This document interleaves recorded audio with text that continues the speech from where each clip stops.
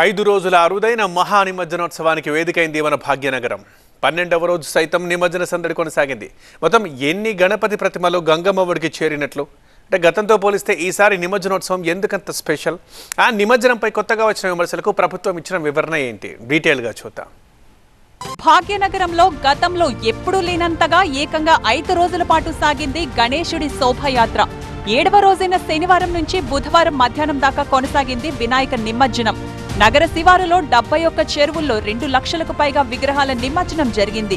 ఒక్క హుస్సేన్ సాగర్లోనే 11 రోజుల్లో 1 లక్షకు పైగా విగ్రహాలు గంగా ప్రవేశం చేశాయి.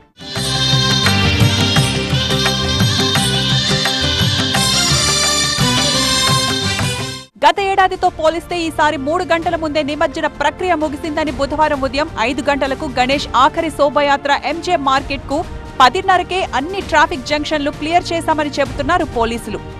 అటు ఖైరతాబాద్ గణేశుడి నిమజ్జనం మంగళవారం మధ్యాహ్నంలోపే ముగిసింది.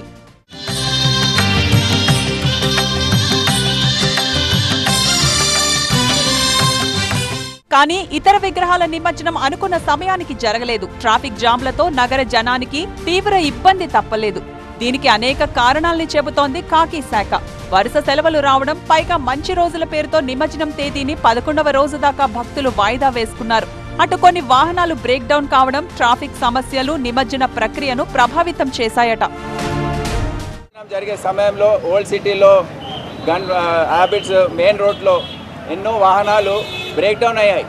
అంటే వాహనాల కండిషన్ మంచిగా లేకపోవడం, ఏవైతే టస్కర్లు కానివ్వండి, డీసీఎంలు, లారీలు ఏవైతే మీరు రెంట్ పైకి తెచ్చుకుంటున్నారో అవన్నీ కూడా మంచి కండిషన్లో ఉండకపోవడం, ఆర్టీఏ వాళ్ళు ఎంత చెప్పినా నివారించినా వారు తీసుకోవడం, ఇదంతా ఈ అన్ని కారణాల వల్ల ఊరేగింపులో కొద్దిగా ఆలస్యం అయిందని, దాదాపు 4-5 గంటల ఆలస్యం దీనివల్ల అయిందని మీకు తెలియజేస్తున్నాను. ఏదైతేనేం నిమజ్జనం సందర్భంగా ట్యాంక్ బండ్, సెక్రటేరియట్ పరిసరాలు దేదీప్యమానంగా వెలిగిపోయాయి. హుస్సేన్ సాగర్ తీరమంతా దీపాల కాంతుల్లో కనువిందు చేసింది. కానీ గణేష్ నిమజ్జనంలో డార్క్ షేడ్స్ కూడా లేకపోలేదు. 3D కల్చర్ పెరగడం వల్ల భాగ్యనగర్ నిమజ్జనోత్సవం ప్రతిష్టకు భంగం వాటిల్లుతోందన్న ఆరోపణలు వస్తున్నాయి.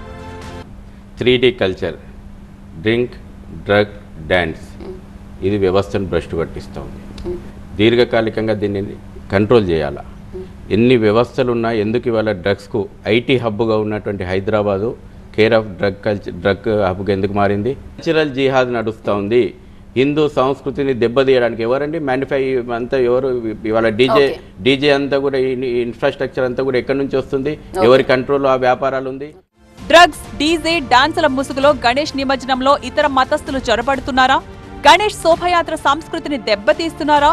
కల్చరల్ జిహాద్ పేరుతో కుట్ర జరుగుతోందా అనే సందేహాలు హైందవ సమాజాన్ని, భాగ్యనగర నిమజ్జన సమితిని ఆలోచనలో పడేశాయి.